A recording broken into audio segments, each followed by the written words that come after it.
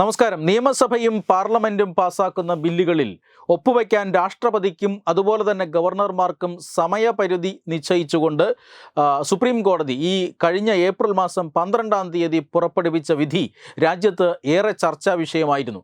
ആ വിധി പുനഃപരിശോധിക്കണമെന്നാവശ്യപ്പെട്ടുകൊണ്ട് രാഷ്ട്രപതി ദ്രൗപദി മുർമു സുപ്രീം കോടതിക്ക് ഒരു റഫറൻസ് നൽകിയിരുന്നു. ആ റഫറൻസിന്മേലുള്ള ആദ്യ വാദമാണ് ഇന്നലെ നടന്നത്. ഏറ്റവും കൗതുകകരമായ കാര്യം, ഈ റഫറൻസ് നിലനിൽക്കുന്നതല്ല എന്നും ഈ റഫറൻസ് രാഷ്ട്രപതിയുടെ റഫറൻസ് തള്ളണമെന്നും ആവശ്യപ്പെട്ട് കേരളം ഇതിനിടയിൽ സുപ്രീം കോടതിയിൽ പോയി എന്നതാണ്. കേരളം മാത്രമല്ല, തമിഴ്നാടും ഈ വിഷയം ഉന്നയിച്ചുകൊണ്ട് രാഷ്ട്രപതിയുടെ റഫറൻസ് തള്ളണം എന്നാവശ്യപ്പെട്ടുകൊണ്ട് സുപ്രീം കോടതിയിൽ അപേക്ഷ നൽകിയിരുന്നു. അതുകൊണ്ട് തന്നെ ഈ വാദം കേൾക്കാനായി ഈ രാഷ്ട്രപതിയുടെ റഫറൻസ് എടുക്കുമ്പോൾ സുപ്രീം കോടതി ഈ പറയുന്ന വാദം നിലനിൽക്കില്ല എന്ന് ആവശ്യപ്പെട്ടുകൊണ്ട് ഹർജി നൽകിയ ആളുകളെയാണ് ആദ്യം കേട്ടത്. ഇന്നലെയാണ് ഈ വാദം കേട്ടു തുടങ്ങിയത്. അതുകൊണ്ട് തന്നെ കേരളത്തിൻ്റെയും തമിഴ്നാടിൻ്റെയും ഹർജികളിന്മേലാണ് ആദ്യം വാദം കേട്ടത്. തുടർന്ന് ഈ റഫറൻസിനെ അനുകൂലിക്കുന്നവരുടെ വാദം കേൾക്കും. അതിനുശേഷം റഫറൻസിനെ എതിർക്കുന്നവരുടെയും വാദം സുപ്രീം കോടതി കേൾക്കും. ഇതിനൊക്കെ സമയക്രമം നിശ്ചയിച്ചു കഴിഞ്ഞു. ഈ വാദം കേട്ടതിന് ശേഷമാകും ഏപ്രിൽ 12-ന്മേലുള്ള വിധിയിൽ ഉറച്ചു നിൽക്കണമോ വേണ്ടയോ എന്ന് സുപ്രീം കോടതി തീരുമാനിക്കുക. എന്തായാലും കേരളം അനാവശ്യമായി ഇത്തരത്തിൽ രാഷ്ട്രപതിയുടെ ഈ റഫറൻസ് തള്ളണമെന്നാവശ്യപ്പെട്ടുകൊണ്ട് ഇന്നലെ വാദിക്കുകയും ചെയ്തിരുന്നു. കേരളത്തിന് വേണ്ടി മുതിർന്ന അഭിഭാഷകനായ അഡ്വക്കേറ്റ് കെ കെ വേണുഗോപാലാണ് സുപ്രീം കോടതിയിൽ എത്തിയത്, വാദിച്ചത്. അതായത് രാഷ്ട്രപതിയുടെ ഈ റഫറൻസ് നിലനിൽക്കുന്നതല്ല എന്ന് നേരത്തെയും സുപ്രീം കോടതിയുടെ വിധികളുണ്ട് എന്ന് ചൂണ്ടിക്കാട്ടിയാണ് കെ കെ വേണുഗോപാൽ തൻ്റെ വാദം ഉന്നയിക്കാൻ ശ്രമിച്ചത്. പക്ഷേ സുപ്രീം കോടതിയുടെ ചീഫ് ജസ്റ്റിസിൻ്റെ നേതൃത്വത്തിലുള്ള 5-അംഗ ബെഞ്ചാണ് ഇപ്പോൾ ഈ റഫറൻസ് പരിഗണിക്കുന്നത്. ചീഫ് ജസ്റ്റിസ് തന്നെ കേരളത്തോട് ചോദിച്ചു, നിങ്ങൾക്ക് എന്താണ് പ്രശ്നമെന്നാണ്.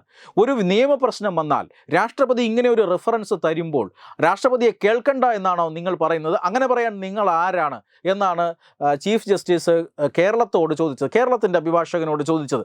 മാത്രമല്ല, ഈ മുൻകാല വിധികളെക്കുറിച്ച് ചോദിച്ചപ്പോൾ അതിനും കൃത്യമായ ചോദ്യം സുപ്രീം കോടതിയുടെ ഭാഗത്തു നിന്നുണ്ടായി. ആ വിധികളെല്ലാം 5-അംഗ ബെഞ്ച് നടത്തിയതാണോ? അല്ല എന്ന് കേരളത്തിൻ്റെ അഭിഭാഷകൻ മറുപടി പറയുന്നു.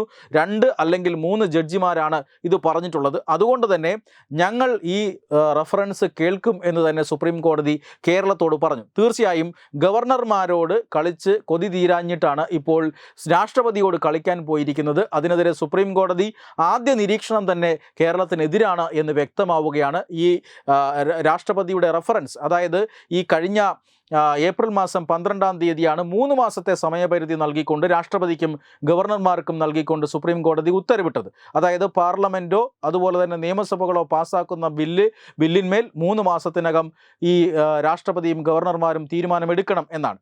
അത് രാഷ്ട്രപതിക്ക് ഭരണഘടന നൽകുന്ന ചില അധികാരങ്ങളുടെ ലംഘനമാണ്. മാത്രമല്ല, ഭരണഘടന ഭേദഗതി ചെയ്യണമെങ്കിൽ അതിന് കോടതിക്ക് അവകാശമില്ല എന്നിങ്ങനെയൊക്കെയുള്ള തർക്കങ്ങൾ വന്നു. ആ തർക്കങ്ങളുടെ അടിസ്ഥാനത്തിലാണ് ഭരണഘടനയുടെ 143 വകുപ്പ് അനുസരിച്ച് 14 ചോദ്യങ്ങൾ ഉന്നയിച്ചുകൊണ്ട് രാഷ്ട്രപതി ഒരു റഫറൻസ് സുപ്രീം കോടതിക്ക് നൽകിയത്. ആ റഫറൻസ് കേൾക്കാനായി 5-അംഗ ഭരണഘടനാ ബെഞ്ച് തീരുമാനിക്കുന്നു. ആ റഫറൻസിന്മേലുള്ള വാദഗതികൾ ആരംഭിക്കുമ്പോഴാണ് കേരളത്തിൻ്റെ ഈ മുടന്തൻ ന്യായം സുപ്രീം കോടതിയുടെ ശ്രദ്ധയിൽപ്പെടുന്നതും കടുത്ത വിമർശനം കേരളത്തിനെതിരെ ഉന്നയിക്കുന്നതും. വെബ് ഡെസ്ക് തത്തുമൈ ന്യൂസ്.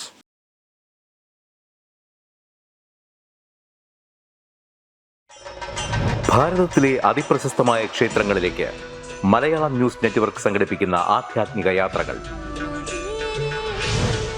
പ്രമുഖ ട്രാവൽ ഏജൻസിയായ യാത്രാനന്ദയുമായി ചേർന്ന് മലയാളം ന്യൂസ് നെറ്റ്വർക്ക് ഒരുക്കുന്ന യാത്രയിൽ ചുരുങ്ങിയ നിരക്കിൽ നിങ്ങൾക്കും പങ്കാളികളാകാം. ഭാരതത്തിലെ പ്രമുഖ ശക്തിപീഠമായ അസമിലെ കാമാഖ്യ ക്ഷേത്രത്തിലേക്കാണ് ആദ്യ യാത്ര. കാമരൂപമെന്ന കാളിദാസനും പ്രാഗ്ജ്യോതിഷപുരമെന്ന വ്യാസനും വിളിച്ച അതിമനോഹരമായ സംസ്ഥാനമാണ് അസം. സമമായി മറ്റൊന്നില്ല എന്നാണ് അസമിന്റെ അർത്ഥം. ബ്രഹ്മപുത്ര നദിയും ഹിമാലയവും ദൃശ്യചാരുത കൊണ്ട് അനുഗ്രഹിച്ച അസമിലെ കാമാഖ്യ ഇന്ത്യയിലെ തന്നെ ഏറ്റവും പ്രധാനപ്പെട്ട കാളി ക്ഷേത്രങ്ങളിലൊന്നാണ്. കാമാഖ്യ ക്ഷേത്ര സന്ദർശനത്തിന് ശേഷം കിഴക്കിന്റെ സ്വിറ്റ്സർലാൻഡ് എന്നറിയപ്പെടുന്ന മേഘാലയയിലെ ഷില്ലോങ് നഗരവും ചിറാപുഞ്ചിയും അതിമനോഹരമായ മഴക്കാടുകളും ഹിമാലയൻ കാറ്റ് ചൂളം വിളിക്കുന്ന താഴ്വരകളും മേഘങ്ങളെ ഉമ്മവയ്ക്കുന്ന ചെറുകുന്നുകളും കണ്ണാടി പോലെ ജലമൊഴുകുന്ന ഉമയാങ് നദിയും സന്ദർശിക്കുന്നു. ജീവിതത്തിൽ ഒരിക്കലെങ്കിലും കണ്ടിരിക്കേണ്ട ഈ അത്ഭുത ലോകത്തിലേക്ക് നിങ്ങളെ സ്വാഗതം ചെയ്യുന്നു. വിമാന ടിക്കറ്റും ചിലവുകളും ഉൾപ്പെടെ 65,000 രൂപ ചിലവ് വരുന്ന ഈ പാക്കേജ് 59,000 രൂപയ്ക്ക് മലയാളം ന്യൂസ് നെറ്റ്വർക്ക് നിങ്ങൾക്ക് ലഭ്യമാക്കുന്നു. ആദ്യം ബുക്ക് ചെയ്യുന്ന 5 പേർക്ക് 56,000 രൂപയ്ക്ക് ഏർലി ബേർഡ് ഓഫറും ലഭ്യമാണ്. കൂടുതൽ വിവരങ്ങൾക്ക് ഇനി പറയുന്ന നമ്പറിൽ ബന്ധപ്പെടുക. 8089001200 അല്ലെങ്കിൽ 7736549234.